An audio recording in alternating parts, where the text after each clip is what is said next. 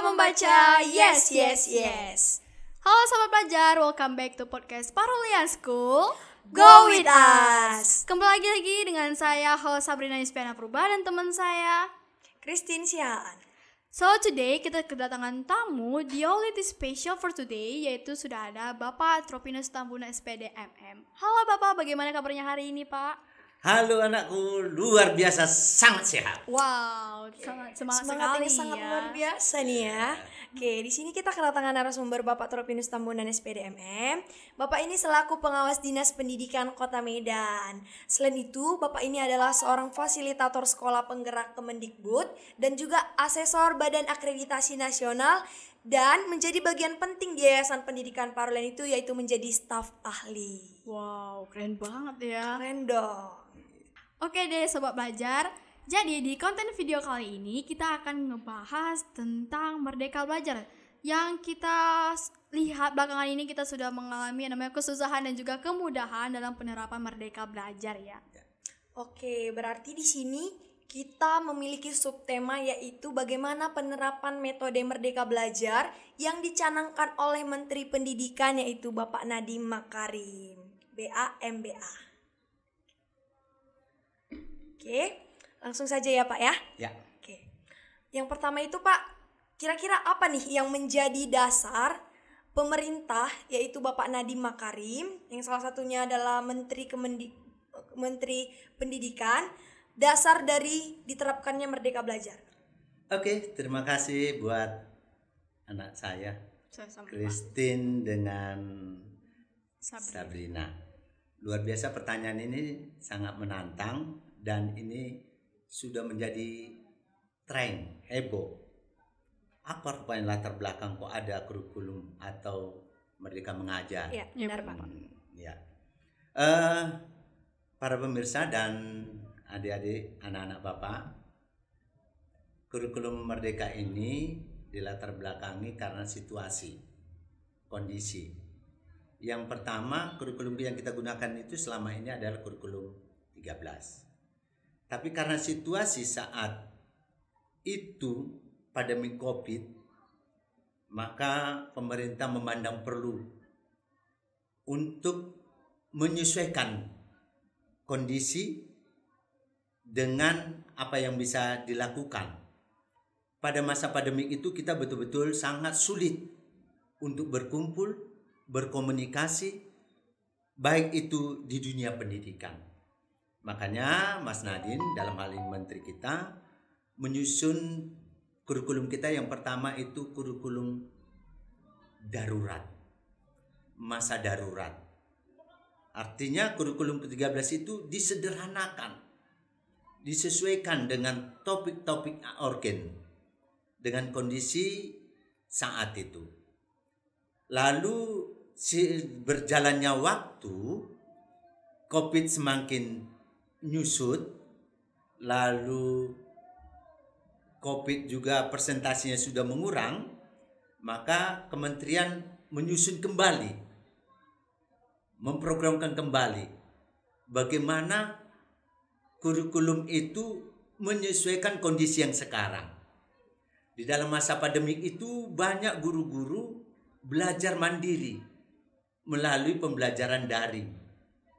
Nah, dalam pembelajaran daring guru banyak belajar mengeksplorasi diri, membuat konten-konten, membuat pembelajaran melalui media-media, dan itu yang diserahkan kepada anak-anak. Nah, berkembang dengan itu saat ini kondisinya sudah menjadi berubah. Disesuaikan dengan kondisi sekolah, kondisi anak, kondisi lingkungan, kondisi masyarakat setempat. Maka disusunlah apa yang disebut kurikulum merdeka. Begitu.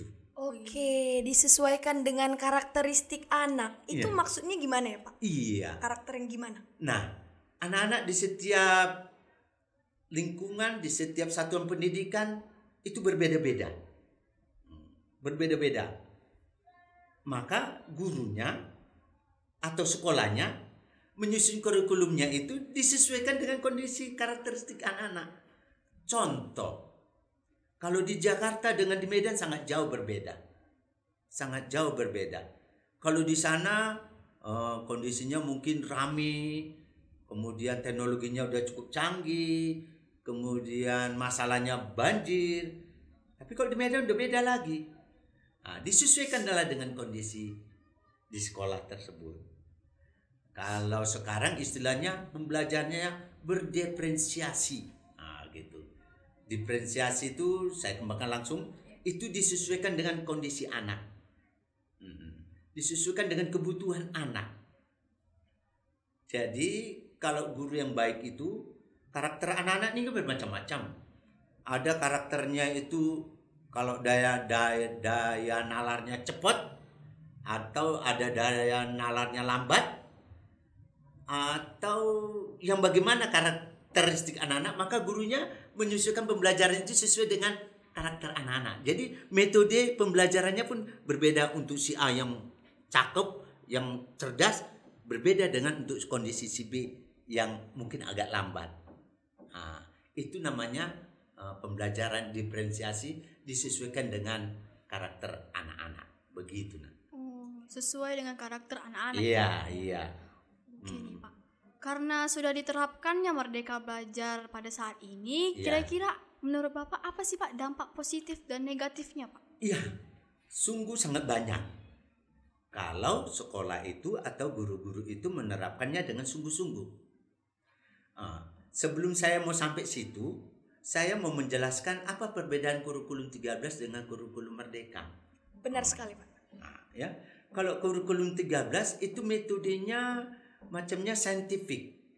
Kalau kurikulum Merdeka ini metode pembelajaran diferensiasi tadi yang saya jelaskan, disesuaikan dengan kebutuhan anak. Jadi teman-teman guru harus sebelum mereka membuat pembelajarannya, mereka harus menguji anak-anak atau mengasesmen anak-anak yang disebut asesmen diagnostik. Asesmen diagnostik ini adalah tujuannya untuk memetakan anak-anak sesuai dengan karakter, sesuai dengan kemampuan, dan sesuai dengan daya segalanya. Jadi kalau sekolah yang mapan itu asesmen diagnostiknya itu biasanya memanggil psikolog, memanggil psikolog, lalu diujilah anak-anak itu atau di asesmen. Hasilnya itu kita bisa menentukan anak-anak ini karakternya begini, kemudian bakat minatnya ke sini, kemudian kedepannya cocoknya kemari, begitu. Sehingga kalau udah kita tahu karakter anak-anak itu, maka guru-guru udah bisa menyesuaikan.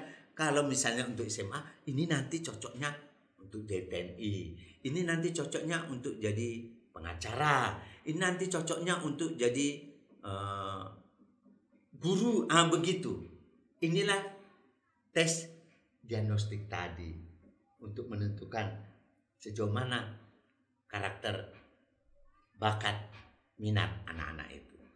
Oke, Ya. Seiring dengan berkembangnya program Merdeka Belajar ini, Pak, kira-kira bagaimana peran guru dan siswa di kelas? Iya, prinsipnya peran guru dan siswa itu pembelajarannya sangat asik, menarik. Kalau dulu guru-guru banyak memberi ceramah, artinya dominan guru. Kalau sekarang enggak, dominan kepada siswa. Guru hanya memfasilitasi, mempersiapkan. Ini tujuan kita hari ini. Metode kita ini. Bapak menjelaskan ini. Lalu guru menyiapkan medianya, LKPD-nya, lembar kerja peserta didiknya. Lalu siswa membuat kelompok-kelompok belajar. Mereka menggali, mencari, mengkomunikasikan, artinya mengeksplorasi, menggali, mencari, kemudian mengelaborasi, berkomunikasi, dan berkolaborasi. Lalu hasilnya ini mereka mempresentasikan. Nah, begitu. Jadi ada perannya masing-masing ya Pak? Ada perannya masing-masing dan semuanya harus asik. Asik ya, Pak. Asik.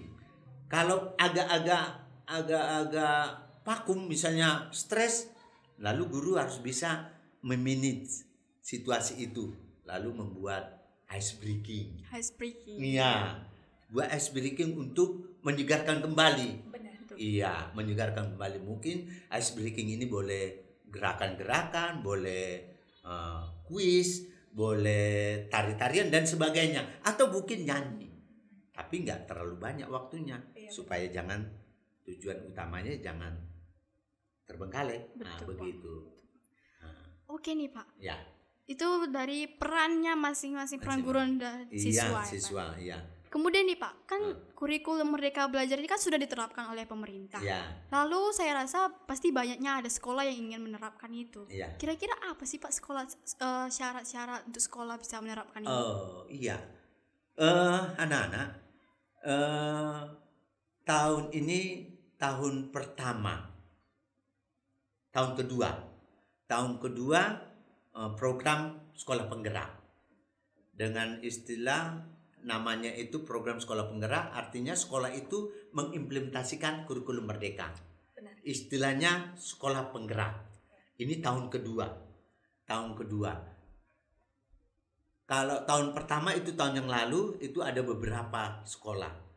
Tahun yang kedua ini juga ada beberapa sekolah. Itu dari seluruh Indonesia banyak yang mendaftar. Tetapi pemerintah menseleksi sekolah-sekolah yang menang untuk sebagai sekolah penggerak. Nah, syarat-syaratnya itu kepala sekolah harus mendaftar di dalam akun belajarnya atau SIM PKB istilahnya. Kalau guru-guru sudah tahu itu. Di SIM PKB itu kepala sekolah mendaftar. Lalu didaftarkan, tapi syaratnya ada. Kepala sekolah itu tidak boleh umurnya di atas 50 tahun, 55 tahun. Jadi standar umur maksimumnya 55 tahun. Karena ini programnya program 3 tahun. Kemudian syarat yang kedua, kepala sekolahnya tidak boleh dipindahkan. Harus dalam 3 tahun itu mereka tetap menangani sekolah penggerak itu. Nah, itu syarat utamanya. Lalu syarat pendukungnya, guru itu mendaftar, lalu mengisi semua formulirnya, lalu kementerian nanti menseleksi, ada pengumuman seleksi pertama administrasi. Setelah itu masuk lagi seleksi yang kedua, ada tes essay. Essaynya banyak. Kita ngisi semua di situ essay. Lalu tiba waktunya diumumkan kembali. Kalau di situ banyak nanti yang kalah. Nah, tes pengumuman yang kedua masuk tes yang ketiga. Tes yang ketiga ini simulasi dan wawancara.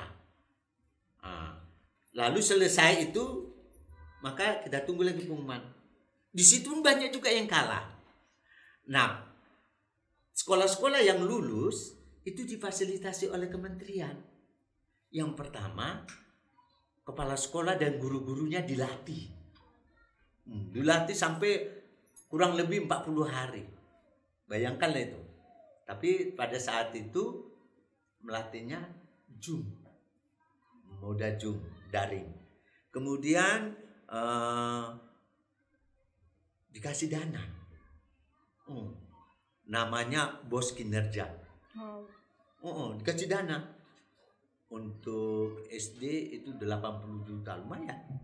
Setahun. Untuk SMP 120 juta. Untuk SLTA 140 juta setahun.